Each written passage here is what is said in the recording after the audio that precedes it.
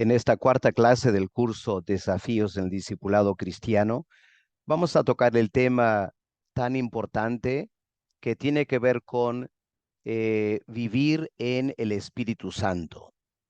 Una de las cosas tan importantes en la vida cristiana es aprender a vivir en el poder de lo alto. La Biblia nos enseña que el Espíritu Santo juega un papel muy importante en la vida de cada creyente. Tan importante que tenemos un relato interesante en Hechos, el capítulo 19, cuando el apóstol Pablo llega a la ciudad de Éfeso. Ahí él encontró un grupo de discípulos que habían escuchado de Juan el Bautista y habían respondido a ese mensaje de arrepentimiento que Juan el Bautista había anunciado. Pero parece que Pablo, al pasar unos días con ellos, se percata que no todo andaba bien en la vida de estos supuestos cristianos. Y por eso Pablo le hace la pregunta tan desafiante en el versículo 2, Hechos 19, versículo 2. ¿Recibieron el Espíritu Santo cuando creyeron? Qué pregunta, ¿no? ¿Recibieron el Espíritu Santo cuando creyeron? Y la respuesta que dieron indicó por qué, o mejor dicho, que Pablo tenía la razón al estar preocupado, porque ellos dijeron, ni siquiera hemos oído que hay Espíritu Santo. Lo que estaba pasando aquí es que estas personas no habían escuchado el Evangelio completo. Respondieron a un mensaje que no era del todo el Evangelio. El resultado es que no habían nacido de nuevo, no habían recibido el Espíritu Santo. Estaban queriendo vivir una vida cristiana, pero sin el poder de lo alto. Y Pablo se dio cuenta que algo no andaba bien en sus vidas. Y hermanos, una preocupación que a veces tenemos como pastores es que en la iglesia vemos creyentes y no todo anda bien en su vida. Puede ser que tienen años como creyentes y todavía tienen malos hábitos, un mal carácter, cosas que no han cambiado en años. Y a veces uno tiene el deseo de hacer la pregunta que el apóstol Pablo hizo. ¿Recibieron el Espíritu Santo cuando ustedes creyeron? Ahora miren ustedes algo de la obra que hace el Espíritu Santo. Y ustedes, cada uno va a poder, al reflexionar, ser honestos consigo mismo, preguntándote si realmente has tenido esta experiencia. En primer lugar, el Espíritu Santo nos convence de pecado. Es decir, nos hace sentir no solo que somos pecadores, sino que somos terribles pecadores y que no podemos cambiar. Es el Espíritu Santo que nos genera esa desesperación delante de Dios por tener la salvación. El Espíritu Santo también nos da fe en Cristo. Es el Espíritu Santo que nos ayuda a ver que Cristo es el único Salvador. Y por eso vamos a Él en fe para que nos salve. El Espíritu Santo es el que nos regenera. Él nos da el nuevo nacimiento. Él hace una obra en nuestras vidas, en lo más profundo de nuestro ser, tal que una nueva persona nace dentro de nosotros. Una nueva persona. Las cosas viejas pasaron. Todo es hecho nuevo.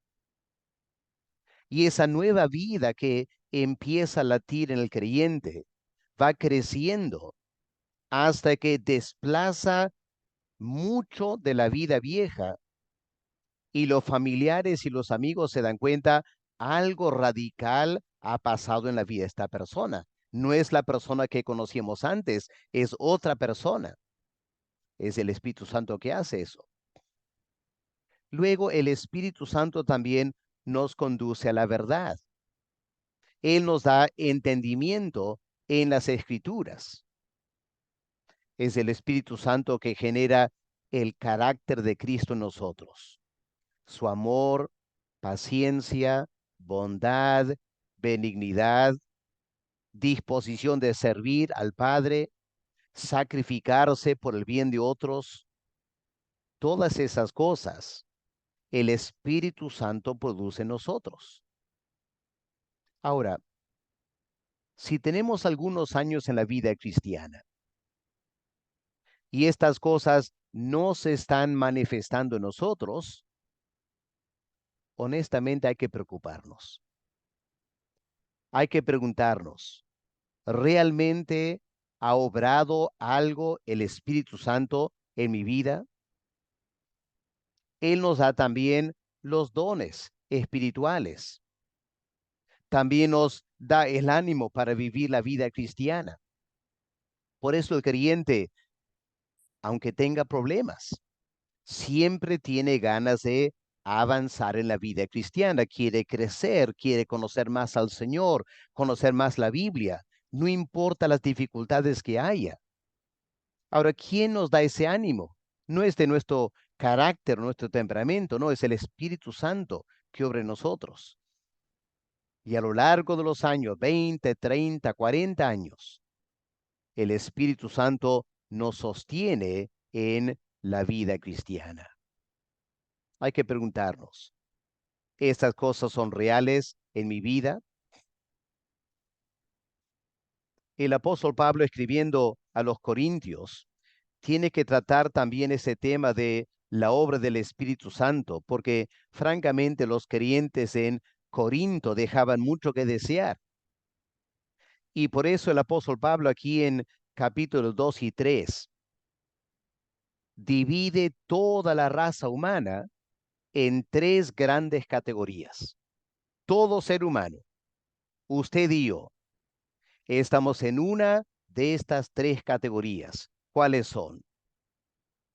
En primer lugar, hay lo que el apóstol Pablo llama el hombre natural. Miren, 1 Corintios 2, el versículo 14. Ahí está la frase en la Reina Valera. El hombre natural. La palabra en griego, la pueden ver aquí en la imagen, es psúgicos. Viene de la palabra psuje en griego, que significa alma. Es interesante que los animales no tienen espíritu, pero tienen instintos. El alma tiene que ver con nuestros instintos. Así que el hombre natural es una persona que está totalmente controlado por sus instintos. Por eso se comporta muchas veces como un animal, el hombre natural. Luego el apóstol Pablo dice, el creyente es un hombre espiritual, versículo 15. En cambio, el espiritual. Aquí la palabra es pneumáticos. Viene de la palabra pneuma en griego, que significa espíritu.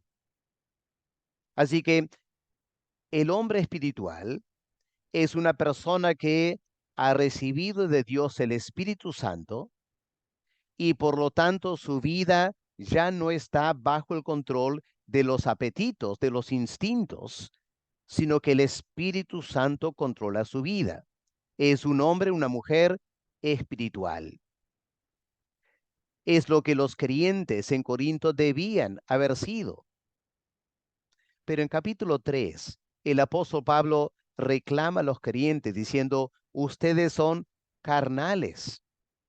Yo quería hablarles, escribirles como a espirituales, pero no pude porque son carnales. 1 Corintios 3, versículo 1. La palabra en griego es sárquicos. Esta palabra viene de la palabra sarx en griego, que significa carne. Ahora, el hombre carnal, en este caso los creyentes en Corinto, eran creyentes. Pablo no niega su conversión. Eran verdaderos creyentes, eran niños en Cristo. Pero ¿cuál es el problema? Que teniendo el Espíritu Santo, no estaban dejando que el Espíritu Santo controle sus vidas.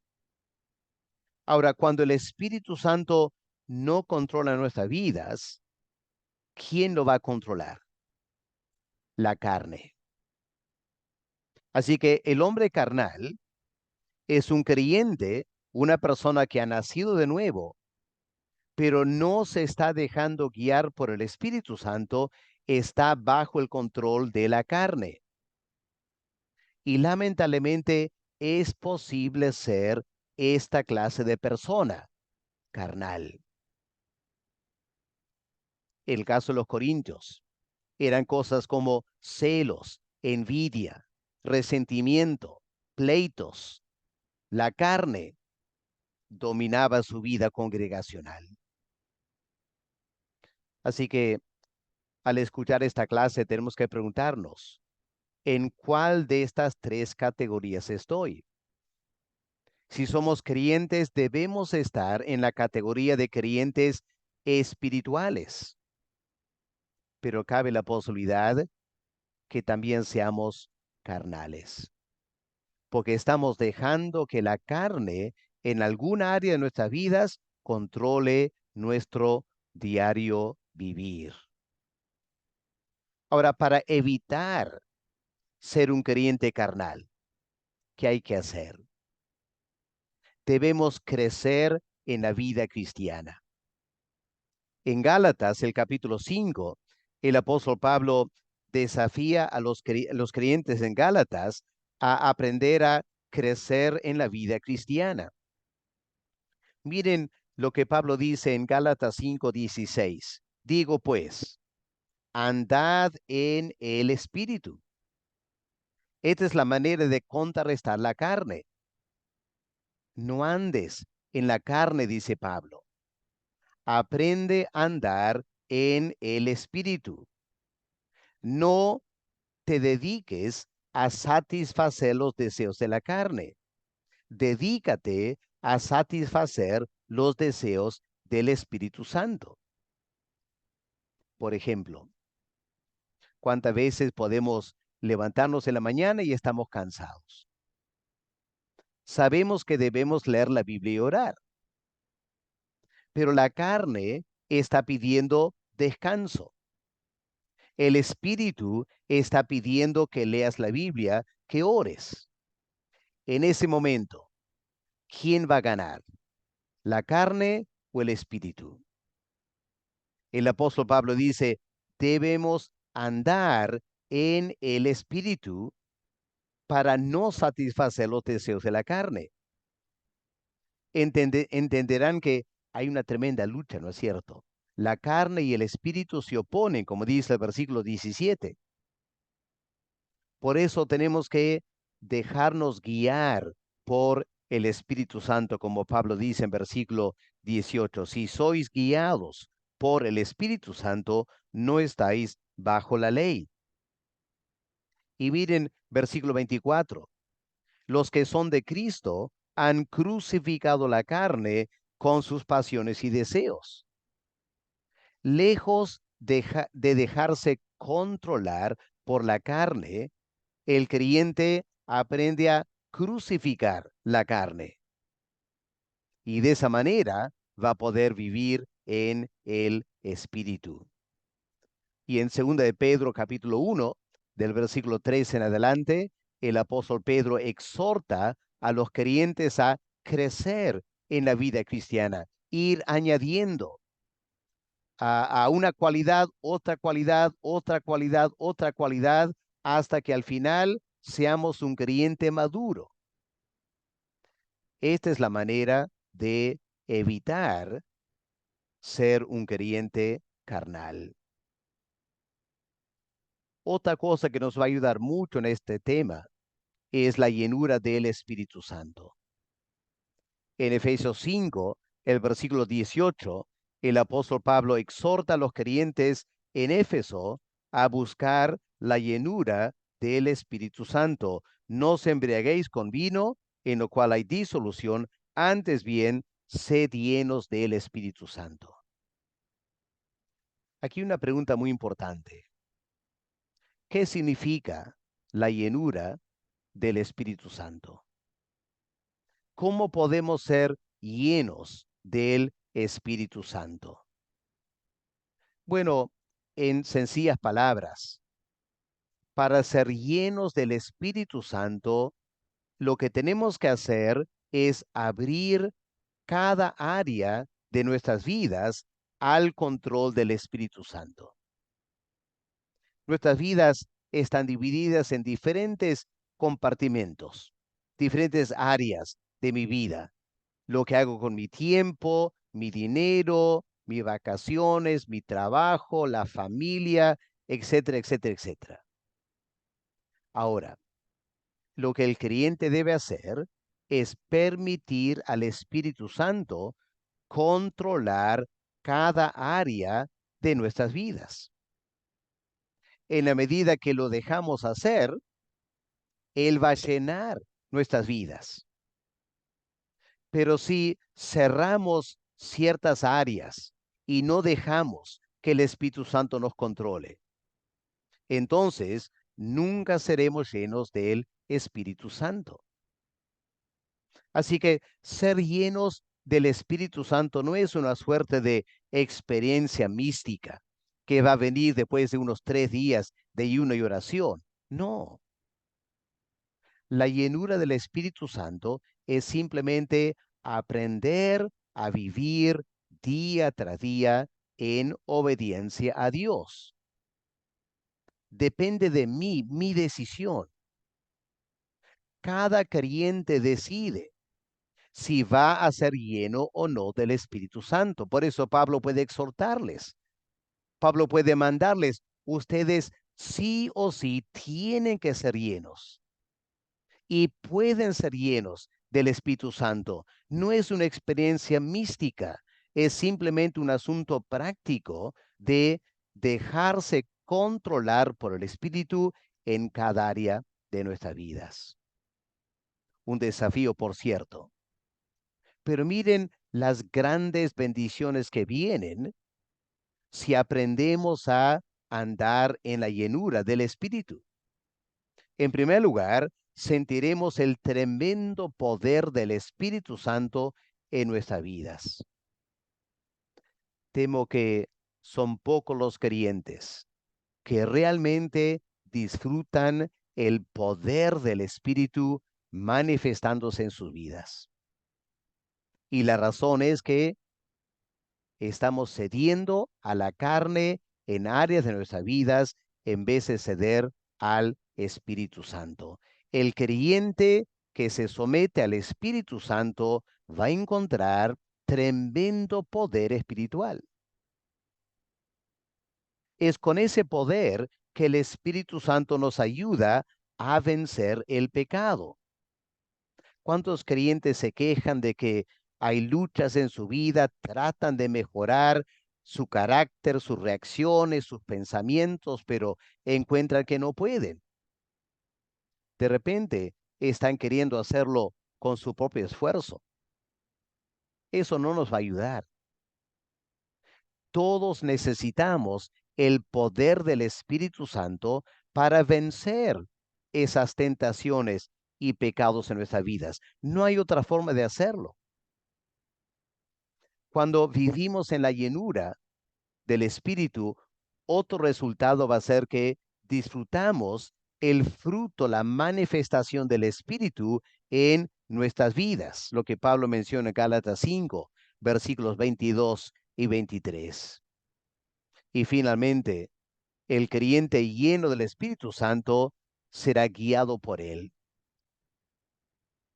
Confieso que muchas veces cuando estoy dando conferencias, menciono algo como el Espíritu Santo me dijo. Y hay muchísimas personas que medio se incomodan cuando yo hablo de esa manera. y me empiezan a cuestionar, ¿qué es esto que el Espíritu Santo te habló? La verdad es que me sorprende su reacción, porque si el creyente es templo del Espíritu Santo y el Espíritu Santo es una persona, qué raro que el Espíritu Santo esté en tu vida y nunca te dice nada, nunca te habla, nunca te comunica la voluntad de Dios. Eso para mí es inconcebible. El Espíritu Santo es una persona, no es una fuerza, no es un poder como electricidad. Y por ser una persona, no anda en silencio, te habla tu espíritu, te hace sentir lo que el Padre quiere.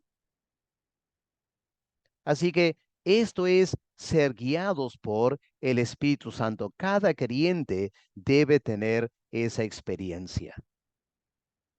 En tercer lugar, vivir en el Espíritu es la manera de crucificar la carne. Escuchen lo que Pablo dice en Gálatas 5, el versículo 24. ¿Cómo resolvemos el problema del pecado que todavía está en nosotros? Bueno, Pablo dice, versículo 24, los que son de Cristo han crucificado la carne con sus pasiones y deseos. Y Pablo está hablando en el contexto del Espíritu Santo. El creyente lleno del Espíritu Santo crucifica la carne, crucifica las pasiones y los deseos. Más claro está quizás en Romanos, el capítulo 8 y el versículo 13, donde el apóstol Pablo describe la vida en el Espíritu del creyente, y el apóstol Pablo dice lo siguiente: porque si vivís conforme la carne, moriréis, mas si por el Espíritu hacéis morir las obras de la carne. Noten eso, es por el Espíritu Santo. Nadie más te va a ayudar a hacerlo. No se trata de un gran esfuerzo personal. No se trata de flagelar tu cuerpo. Martín Lutero trató de hacer eso por años y no funcionó. Necesitamos el poder del Espíritu Santo, porque cuando tenemos la llenura del Espíritu Santo, Él es el que nos ayuda a poder crucificar los deseos de la carne para poder vivir en el Espíritu Santo. Qué tremenda diferencia hace el Espíritu en nuestras vidas cristianas. Y finalmente, toda nuestra vida como creyentes debe ser un andar en el Espíritu. Desde que nos levantamos hasta que nos acostamos. Debemos tener esta comunión íntima con el Espíritu Santo, estar atentos a su voz, hablándonos, indicándonos qué es la voluntad del Padre, advirtiéndonos, corrigiéndonos, un sinfín de cosas que el Espíritu Santo quiere hacer en nosotros. Eso es andar en el Espíritu, vivir en el Espíritu Santo, Él viviendo en nosotros y ayudándonos a ser guiados por Él para poder disfrutar la vida cristiana. Hermanos, aquí tenemos la esencia de lo que significa ser un creyente, vivir en el Espíritu. Si lo hiciéramos, el resultado sería básicamente la vida de Cristo en nosotros. Porque el Señor Jesús, durante su encarnación, vivió precisamente en esta manera. Él fue un hombre lleno del Espíritu Santo. Y el Espíritu Santo obró en el Señor, generando todas estas manifestaciones de su presencia que permitieron al Señor como humano agradar al Padre en todo lo que Él hizo. Y Él es el modelo para nosotros. Por eso, hermanos, quiero dejarles este gran desafío, uno de los más grandes desafíos en la vida cristiana. Aprendamos a vivir en el Espíritu. Si esta clase nos desafía, empecemos con esa primera pregunta fundamental. ¿Recibí el Espíritu Santo cuando creí? ¿Tengo el Espíritu Santo viviendo en mí? Estas preguntas son muy importantes. Y si sabemos que el Espíritu Santo está viviendo en nosotros, entonces debemos manifestarlo con todo el poder del Espíritu expresándose en nuestras vidas, con vidas que se asemejan cada vez más al Señor Jesús, impactando las personas que nos rodean. Que Dios nos hable a través de esta clase, nos ayude a ser autorreflexivos y dejar que el Espíritu Santo nos hable a cada uno a través de su palabra. Que Dios le bendiga, queridos hermanos.